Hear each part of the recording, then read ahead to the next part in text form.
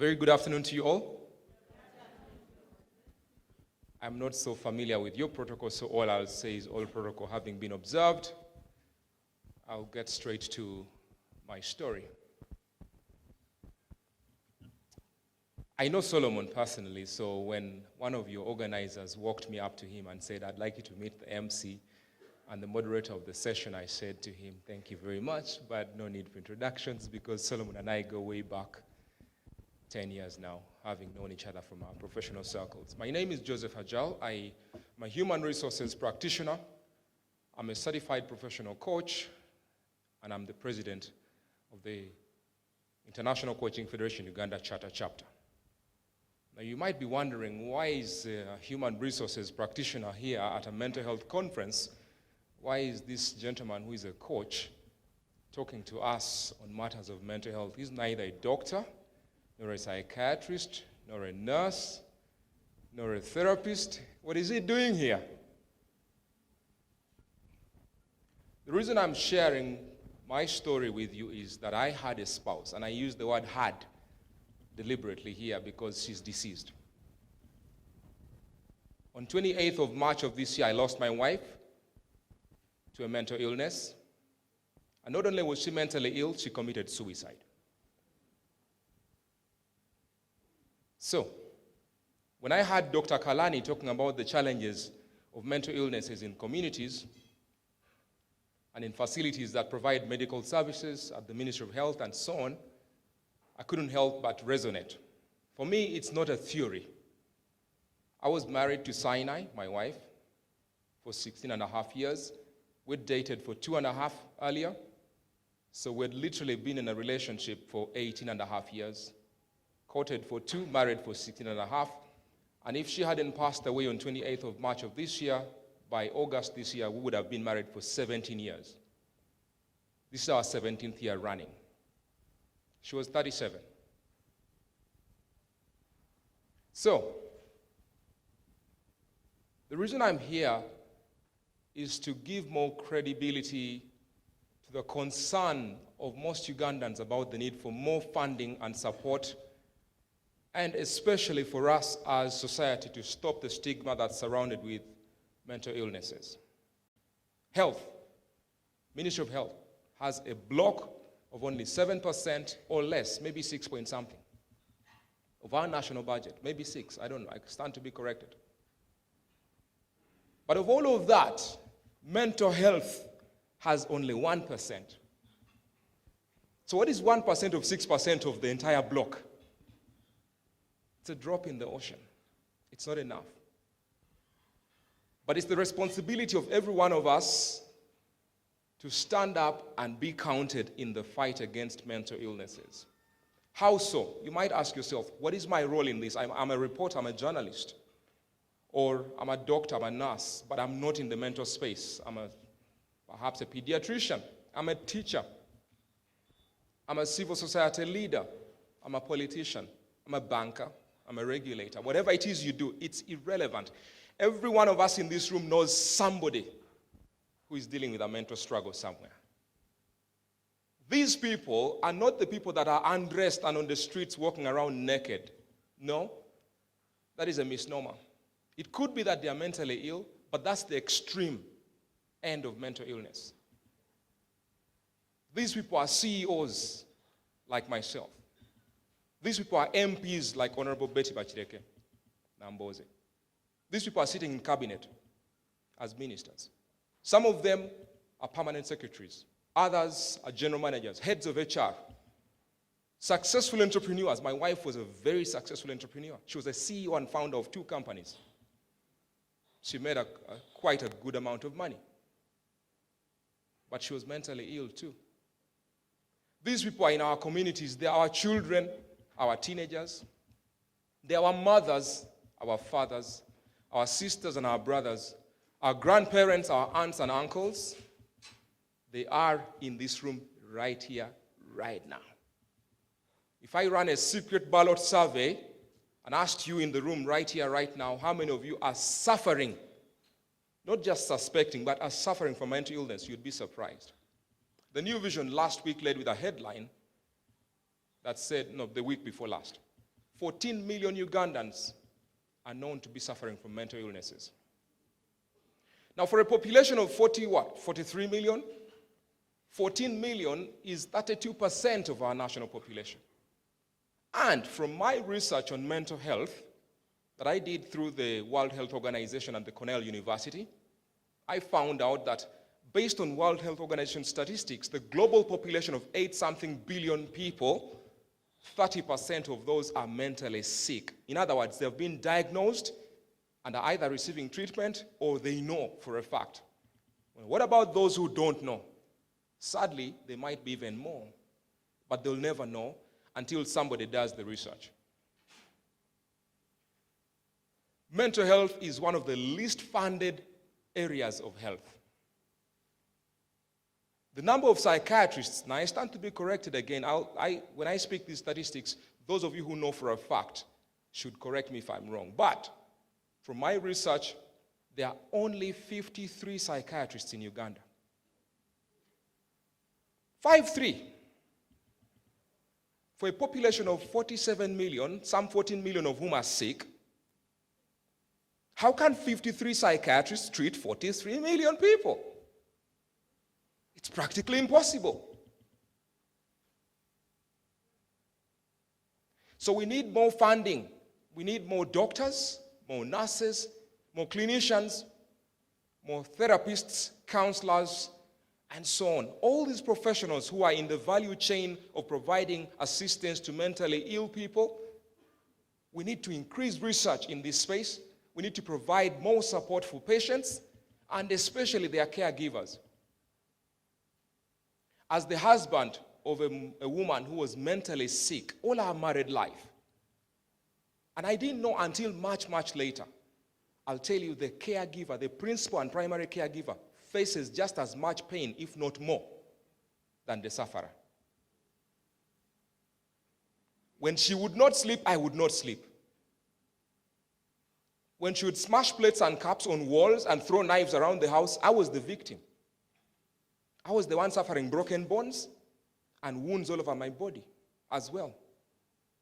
And I was hiding from colleagues at work. I would put on a tie and a suit, but below the suit and tie, I had nail marks dug into my neck the night before because she went into a violent episode. And all the plates and cups, back in the day, people brought lots of wedding gifts in form of plates and cups and glasses. So we had lots of china in the kitchen. And when she got an attack, she was schizophrenic. So schizophrenia presents with a lot of violent episodes. She would swing the plates until every one last bit of them was finished to the walls. So imagine a set of plates is 12, a dozen plates. And another is 12, and another is 12. So 36, assuming there were 3 sets that night. She would not stop until the last plate was finished on the wall, while screaming and yelling, and this was long before we had a child. And even when we had children, we have 3 sons, this never stopped. So as the principal caregiver, the family members are just as much in pain, if not more. Because we know what we're dealing with, they don't. They are held captive by their mental illness. She was a good person, very kind and generous and loving, beautiful, well-spoken, well-educated, and a very successful entrepreneur, a good mother too. But when she would have those episodes of mental illness, the home was impossible to live in pretty much. But I stayed for 17 years.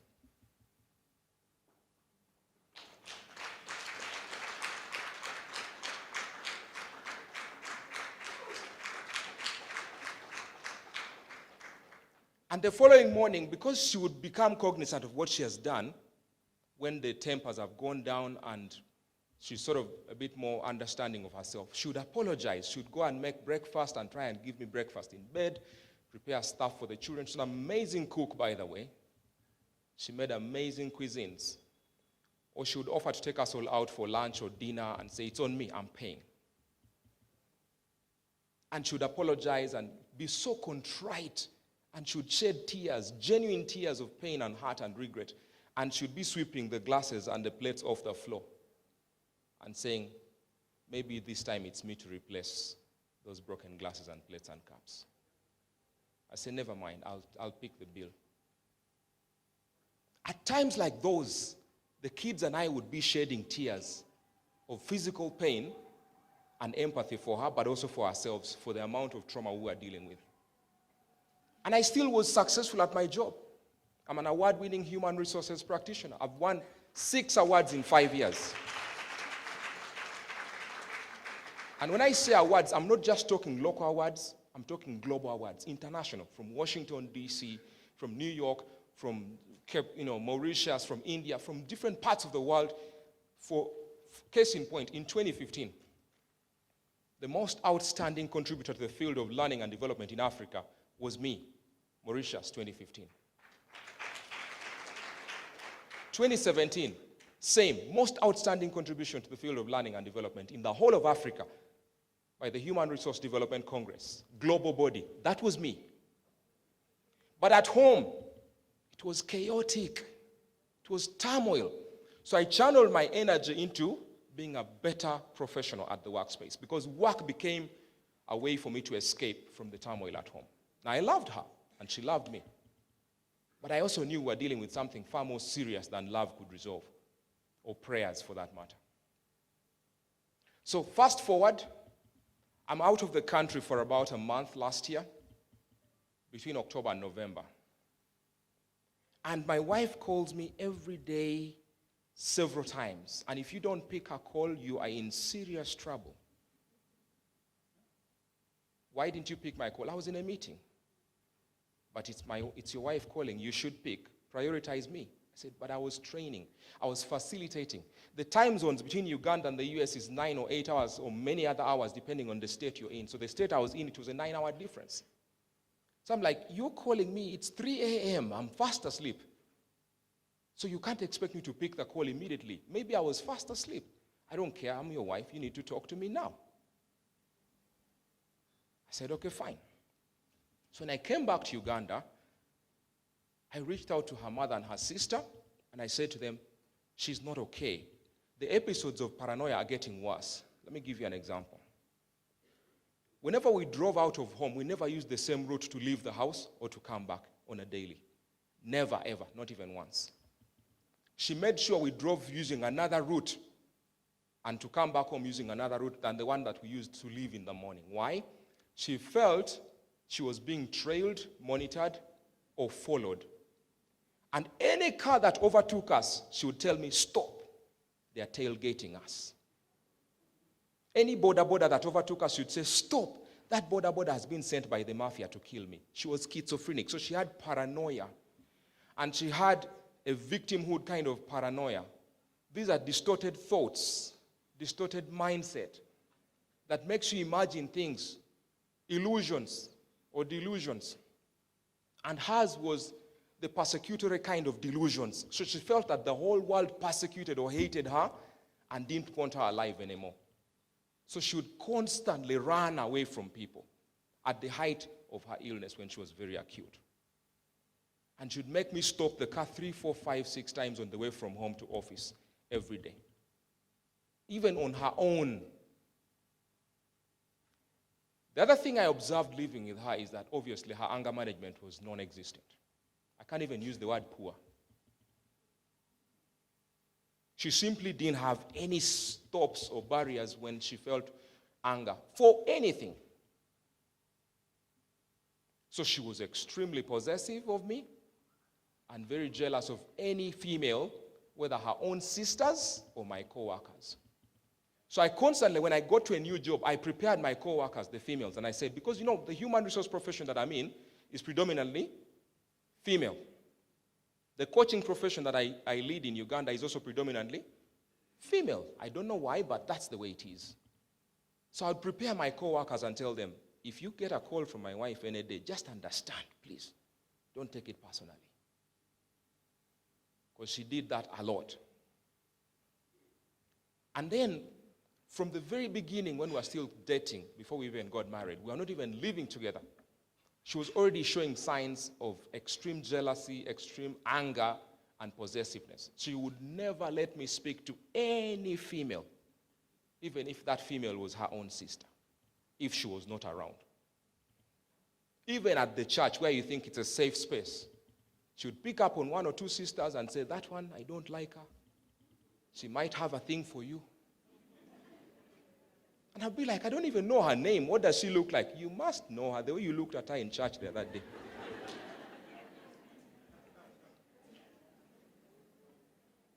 Be like, but who are you talking about?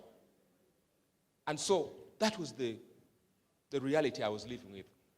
So my appeal to you, friends, is number one, be mindful and watchful of all the red flags and signs of mental illnesses. Mentally ill people, like I said at the start, don't look like the way we thought they did back then. That's just somebody who is ill but also not cared for well. If a mentally ill person is looked after well, they will dress well, they'll smell good, they'll speak well, they are highly educated, they'll do everything you and I do. They'll be dressed like I'm dressed, in a suit. They'll be sitting in cabinet meetings and in parliament. They'll be driving a big VX car. They'll own real estate all over the city and the countryside. They'll be normal looking until their behavior kicks in, and then you realize this person is actually not normal. They are sick. So when I returned to Uganda, I took her through the persuasion of her sisters and her mother to a mental health facility in Entebbe. It's called the Entebbe Lakeside Hospital. It's owned and run by Professor Segane Musisi, one of Uganda's finest psychiatrists. He's a professor. You understand when a person becomes, by the time they're a professor, they have really achieved the height of their profession. So he took her into admission, began to treat her for 8 days. She left when she was fairly fine. And when she went home, after 3 days of taking her medication, she looked on the pack. It said olanzapine. All of you healthcare professionals know that drug. It's for treating schizophrenia, bipolar disorder, and many other mental illnesses. It helps to regulate their moods, rebalance their chemistry in the mind and in the bloodstream. And obviously, with therapy and counseling, they can recover and become healthy again. So she said, this drug treats mental diseases like schizophrenia and bipolar disorder. And for me, I don't have any of those illnesses. So she rejected the treatment. I also went ahead and got the service of a therapist, and I got 4 sessions for her, locked in, and I called the therapist. I said, my wife is coming to see you. I gave her the number of the therapist and said, you go make an appointment with so-and-so. She's waiting for you. She never showed up to this very date. She didn't show up. The therapy sessions were already booked, sorted out everything. They went to waste. Professor himself said to me, in addition to treatment, she needs therapy and counseling to accept this condition such that she can adhere to the treatment. She rejected the therapy, she rejected the counseling, she rejected the treatment, she rejected everything. And long story short, she got increasingly ill. Now, when you're mentally ill, because the mind or the brain is the central processing unit of your body, the central nervous system is controlled by the brain, then it's like a computer that is malfunctioning at its very core, which is the central processing unit. The whole of that computer will not be good. So if your mind is sick, your whole body will equally become sick. And so she became also progressively physically ill. And so she was treating all manner of physical ailments except the mental one, because she rejected the therapy, she rejected the diagnosis and the treatment, because I believe primarily due to stigma. She's self-stigmatized. Then she felt, what will the world think of me? When they hear Mrs. Ajal is mentally sick, when they hear Sinai, because that was her name, and she was a successful entrepreneur, what will my clients hear when they think of me when they hear that I'm sick or I'm admitted? And so she kept blaming me. Why did you bring me to a mental facility? Why? You should never have brought me here in the first place, when she found out that she was admitted there. And even to accept the admission was forceful. Dr. Kalani talked about sometimes the need for forceful admission in the event of emergency. Professor Musisi deemed that it was an emergent situation. She was acute. And so she could not be released to go home. He told me 3 things will happen in his office in Entebbe. Young man, 3 things are bound to happen if I don't admit your wife. Number 1, she will kill herself. Number 2, she will kill you. Number 3, she will kill all the children plus you. So you will have 5 bodies in the house. Because she's acute. I need to admit her. She said, I cannot accept to be admitted. She got out of the doctor's office, slammed the door, walked out. It took another huge amount of convincing and persuasion to bring her back. She says, I thought you brought me here to receive medical sleeping pills. Why am I now being told that I have schizophrenia? I told her, but none of us is a professional in that space. It's the doctors who are saying that. So it took 5 strong men to pin her to receive her first shot, to sedate her. And then they kept sedating up to 5 shots. 5, not 1, 5 shots. She was physically strong, very, and fighting everybody. She was sending me pictures because I made sure to leave the hospital compound as soon as she got admitted. The doctor told me, now leave. You'll make it harder for us to treat her. And to even get her to sit in the seat, the sisters told her eventually I had arrived at the hospital compound. So I drove in as soon as she was inside the hospital, the doctor's office, and I drove out as soon as they had admitted her so that I would not interfere with the treatment. And I let her go through that very painful process. And it was for her own good and the good of our family and her, her larger family as well.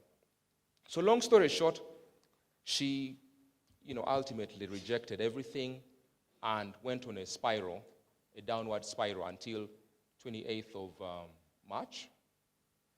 We had a barbecue on 27th, which was Sunday. On Friday, 25th, she told me the flat iron is spoiled. I believed her. I tested it in the socket, it didn't light. I don't know whether it was genuinely spoiled or she had removed the fuse. I don't know. Sunday, we have a barbecue. We have a family tradition of barbecuing, even though we had stopped for a very long time from inviting friends over because she had become more reclusive and very aggressive and very sedentary in her lifestyle. She didn't want people around her anymore.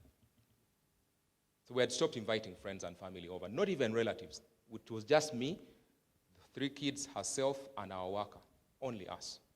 So we had our barbecue by ourselves on Sunday. She was in a good mood. On Monday morning, as I was leaving to go to work, I normally leave home at 6 in the morning because I need to drop off the children at school and go to office. She gave the kids a very long hug that morning. She kept lingering. The hugs went on and on and on and on. So I would send one child who was already in the car, go tell your brothers to come and we go. It's time. And he would not come back also. He would also still be in the mother's embrace, being hugged. She would kiss them on the cheeks. She really hugged them tightly for so long. 15 minutes, I was still seated in the garage waiting for the children with the engine running because I wanted them to hurry up. Then I was reversing the car out of the garage. She stood at the garage door and waved at me for a very long time. She kept waving. She managed a small smile, I could tell. In the dim lights, she kept waving, and I could read her lips because we lip read sometimes to each other to avoid the kids eavesdropping. And she was telling me, you're a good man, and kept waving for so long. That wave was so long, like a whole 3 minutes long. And then she came. Normally, because she had become sick, she would just walk back and bolt the garage door and go back inside and sleep. But this time she stood right there at the garage door and walked all the way to the front of the garage door, continued waving at me, even as I reversed out of the gate. I went to office, dropped off the kids at school. 8:15 a.m., I see a message from her on WhatsApp telling me her bank balance is so much, and then telling me, thank you so much for being a terrific father and a great husband. Those were her last messages to me. 8:15 a.m. So I texted back and I was like, oh, congratulations, you have money on your account. She's like, thank you. Then she responded and said, sorry, that message was not intended for you. It was meant for somebody else. Apparently, she had sent the same message also to her older sister about her bank balance. And had also given her older sister her ATM card and PIN. They didn't suspect anything. At exactly 12:17 p.m., I'm seated in my office. A call comes through from my caretaker back home, and he says, my first son is called Terence, so he calls me Tata Terence. He says, Tata Terence, young Wojeka, hurry and come back home now. He ordered me. I was like, huh, my worker orders me. Okay, good. And he had no politeness in his voice. It was very urgent. I said, what is it? So I suspected there is an emergency, but of what kind? Because children are at school. If the kids were home, I would worry that one of the kids has broken an arm or injured himself or fallen in hot water, whatever. But these boys are in school. So what could be the emergency? And he said to me, just stop whatever you're doing and come home now. He ordered me. I asked, okay, I'm coming, but you need to tell me what the issue is. He said, I can't tell you. So I hung up. I got another phone call from a head of academics at the school where our kids go. And he tells me, Joe, have you heard? I said, heard what? I acted like I didn't know. He said, that phone call you've just got? Like, yeah, but I have no confirmation of it. Can I confirm? So I called back my caretaker at home, and I said, now, since you can't talk to me, hand over the phone to a neighbor. So he handed over the phone to the neighbor. The LC secretary for women is my immediate neighbor, next house. And she says, I'm sorry, neighbor, but I have to break the news to you. I said, what are you seeing? She tells me, we're standing outside your gate because we can't access your compound, and I can see your wife has committed suicide by hanging. I said, really?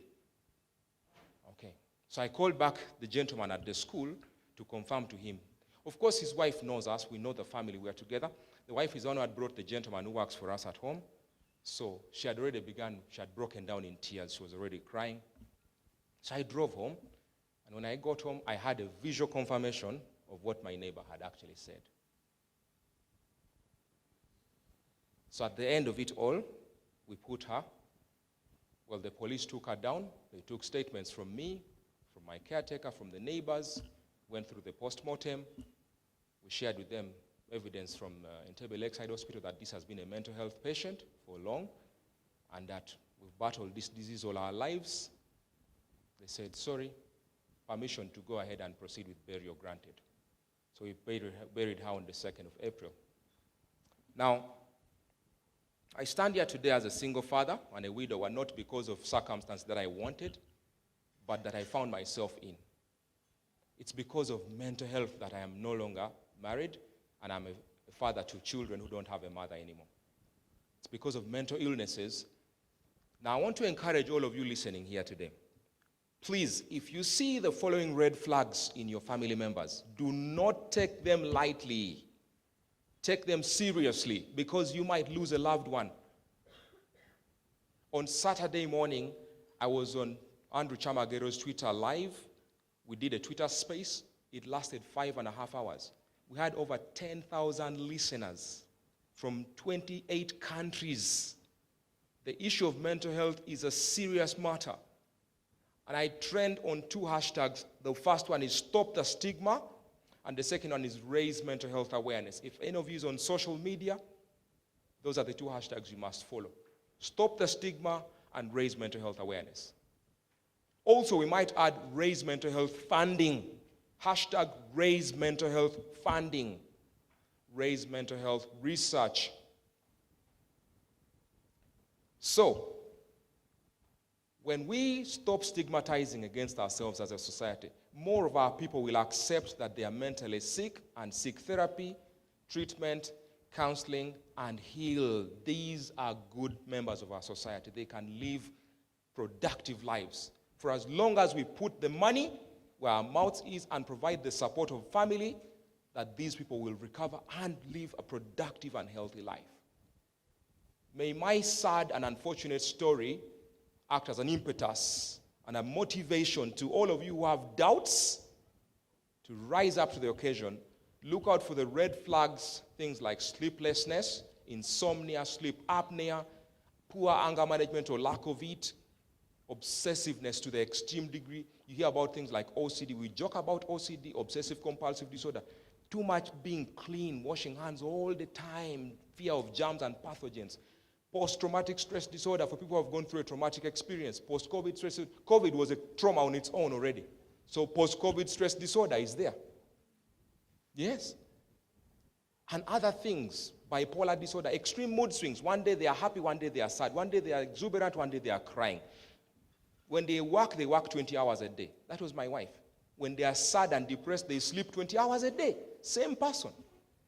No consistency in moods. Extreme flips in behavior and mood swings. These are all telltale signs. We love our people, but let's look out for these signs and let's seek the help of these professionals in the room and beyond, and let's support them to recover and live a productive life. That we shall have saved so many families. And finally, before I step away from this platform, as we did the Twitter Spaces with Andrew Chamagero on Saturday, a lady called Andrew Chamagero of NTV. I did a story for NTV as well last week on the news. It ran on the news. And she said she had given away 2 of her children to her sister, written a suicide note. She was in her car driving to the expressway to commit suicide by way of an accident. And because she had turned on her Twitter, she was listening to me speak on her phone. She changed her mind and she says, I will no longer commit suicide. And 2 other testimonies also came during that Twitter live. They were inboxing him, they would DM him and tell him exactly the same thing. And others spoke out, even from Washington, D.C. and Chicago. 2 other people came up and confessed, having the same sentiment. So if you have a member of your family who says, I want to give up on life, I'm suicidal, don't take it lightly. It's a real threat. In fact, out there, they put them on suicide watch. Here, we might not have a suicide watch, but there's help groups that can be assisting them. Take them to a hospital. Let them be contained in the hospital. Utabika is free. The National Referral Hospital is free, and other government hospitals. If you want to go to a private facility because of stigma, that's entirely your choice if your budgets can allow you to do that. But for goodness sake, stop the stigma, let the people accept and receive treatment, and we shall save more lives.